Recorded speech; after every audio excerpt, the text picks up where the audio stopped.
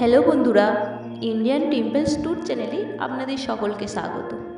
আমরা চলে এসেছি আরও একটি নতুন ভিডিওর সাথে। সমস্ত মাসের মধ্যে কার্তিক মাস বিষ্ণুর অত্যন্ত প্রিয়। শাস্ত্রে এই মাসের সঙ্গে সম্পর্কযুক্ত কিছু নিয়ম সম্পর্কে জানানো হয়েছে। কার্তিক মাসে কি করবেন কি করবেন না তা বিস্তারিত এবার বলবো। কার্তিক মাস পালনের সঠিক নিয়ম। দামোদর মাসের কি মহত্ব আছে, কি কি খাবেন, কি কি করবেন, কীভাবেই বা প্রদীপ জ্বালাবেন, এই সমস্ত কিছুই এই ভিডিওর মাধ্যমে আজকে আমি আপনাদের জানাবো। বিষ্ণুর প্রিয় মাস কার্তিক। কোন নিয়ম পালন করলে বৈকুণ্ঠ লাভ হবে, কোন কাজে নরক যাতনা হয়। কার্তিক মাসে সূর্যোদয়ের আগে উঠে নদীতে স্নান করলে সমস্ত পাপ ধুয়ে যায় এবং মোক্ষ লাভের পথ প্রশস্ত হয়। কার্তিক মাহাত্ম্য বর্ণনা করতে গিয়ে কৃষ্ণ সত্যভামাকে জানান যে তিনি পূর্বজন্মে বিষ্ণুর পুজো করতেন।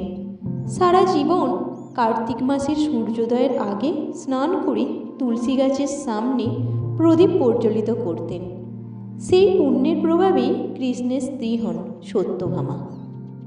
আবার পদ্মপুরাণ অনুযায়ী পূর্বজন্মে রুক্মিণী গঙ্গার তীরে বসবাসকারী এক বিধবা ব্রাহ্মণী ছিলেন।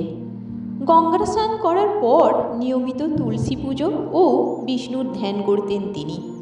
কার্তিক মাসের শীতের সময়ে গঙ্গায় স্নান করে পুজো করার সময়ে তার শরীর থেকে প্রাণ নির্গত হয়।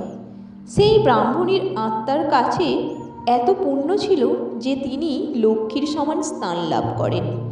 এই পুণ্যের প্রভাবে কৃষ্ণের স্ত্রী হন তিনি।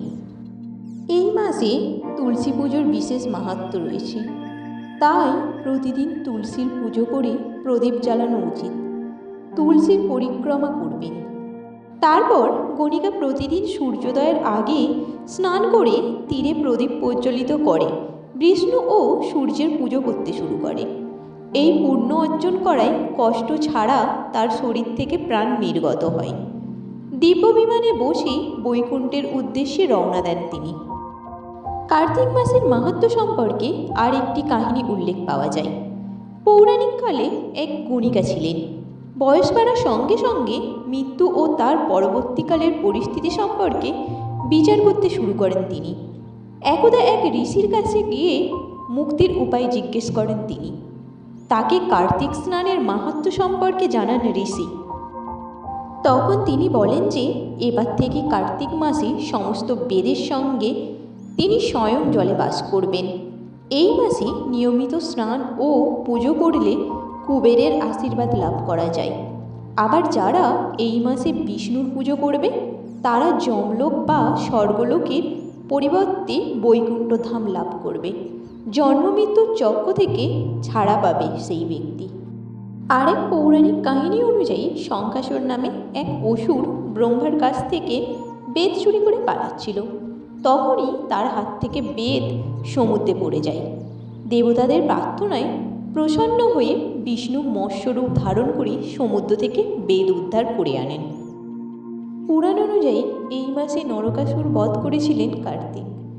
কুমার কার্তিকের পরাক্রমকে সম্মানিত করার জন্য তার নামে এই মাসের নামকরণ করা হয়।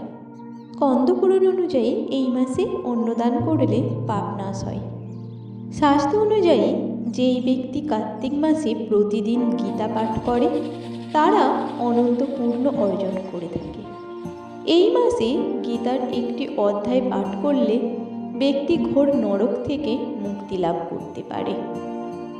পুরাণ অনুযায়ী বিষ্ণু এই মাসে নারায়ণ রূপে জলে বাস করেন।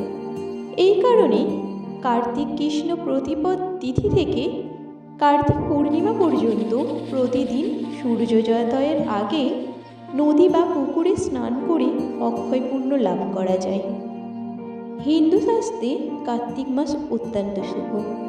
এই মাসটিকে জপ, তপ, ব্রত, সাধনার মাস মনে করা হয়।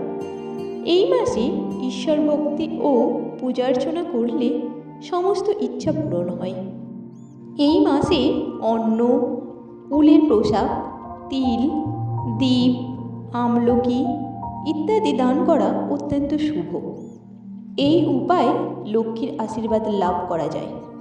কার্তিক মাসে বিষ্ণুর স্বরূপ শালিগ্রামের পুজো করলে বিশেষ ফল পাবেন ব্যক্তি। প্রতিদিন গীতা পাঠ, মন্দির, নদী, তীর্থস্থানে প্রদীপ প্রজ্বলিত করুন। কার্তিক মাসে মেঝেতে ঘুমানো শুভ। এইবার বলবো এই মাসে ভুলেও কোন কোন কাজ করবেন না। মনে করা হয় কার্তিক মাসে বিষ্ণু জলে বাস করেন, তাই এই মাসে ভুলেও মাছ ও অন্যান্য আমিষ খাবার খেতে নেই। এই মাসে শরীর মন সংযমিত রেখে জীবনযাপন করুন।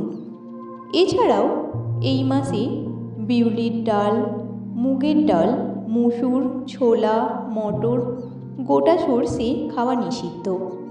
কার্তিক মাসে দুপুরবেলা ঘুমাতে নেই। এই মাসে শরীরে তেল লাগানো নিষিদ্ধ। শুধুমাত্র নরক চতুর্দশীর দিনে শরীরে তেল লাগাবেন। কার্তিক মাসে ভগবান বিষ্ণুর পূজা করলে বিশেষ কৃপা লাভ হয়, জীবনের সব ইচ্ছা পূরণ হয়। এই মাসে যারা শৃঙ্খলা মেনে কাজ করেন তাদের সকল কষ্ট দূর করেন শ্রীহরি। এর পাশাপাশি যারা নিয়ম মেনে চলেন তারাও সুস্বাস্থ্য লাভ করেন। বিশ্বাস করা হয় যে কার্তিক মাসে যারা এই 4টি কাজ করেন তাদের উপর ভগবান বিষ্ণুর বিশেষ আশীর্বাদ করেন। এই 4টি কাজ কি সেটা জেনে নিন। পুরাণ এবং ধর্মীয় গ্রন্থে বর্ণনা পাওয়া যায় যে হিন্দু ক্যালেন্ডারের কার্তিক মাসে পবিত্র নদীতে স্নান করলে সৌভাগ্য বৃদ্ধি পায়। কার্তিক মাসে যমুনা নদীর বিশেষ পুজো করা হয়। এর পাশাপাশি কার্তিক মাসে যম দ্বিতীয়ার দিনে যমুনার স্নান অত্যন্ত শুভ বলে মনে করা হয়। কার্তিক মাসে তুলসী পুজোর বিশেষ ধর্মীয় তাৎপর্য রয়েছে বলে মনে করা হয়। কার্তিক মাসের শুক্লপক্ষের একাদশী তিথিতে তুলসীর বিবাহ হয়। এমনটা বিশ্বাস করা হয় যে তুলসীর পুজো করলে জীবনের সুখ ও সমৃদ্ধি আসে। ধর্মীয় বিশ্বাস অনুসারে কার্তিক মাসের সন্ধ্যায় পবিত্র নদী বা তুলসীর কাছে প্রদীপ জ্বালানো উচিত। প্রদীপ জ্বালালে জীবনে ইতিবাচকতা আসে, দেবতাদের আশীর্বাদও পাওয়া যায়। আমলাকে আয়ুর্বেদের একটি শক্তিশালী ঔষধ হিসেবে বিবেচনা করা হয়। কার্তিক মাসে আমলা গাছের বিশেষ পুজো করা হয়। সর্বোত্তম ঔষধ হওয়ায় আমলার ধর্মীয় গুরুত্ব রয়েছে। এটা বিশ্বাস করা হয় যে লক্ষ্মী, শিব ও ভগবান বিষ্ণুর প্রতীক হিসাবে আমলা গাছের পুজো করেছিলেন। এই ভিডিওটি যদি আপনাদের ভালো লাগে তাহলে একটা লাইক দেবেন, অবশ্যই কমেন্ট করবেন। আর আপনি যদি আমাদের চ্যানেলে নতুন হয়ে থাকেন তাহলে আমাদের চ্যানেলটি সাবস্ক্রাইব করে দেবেন আরও ভালো ভালো ভিডিও পাওয়ার জন্য।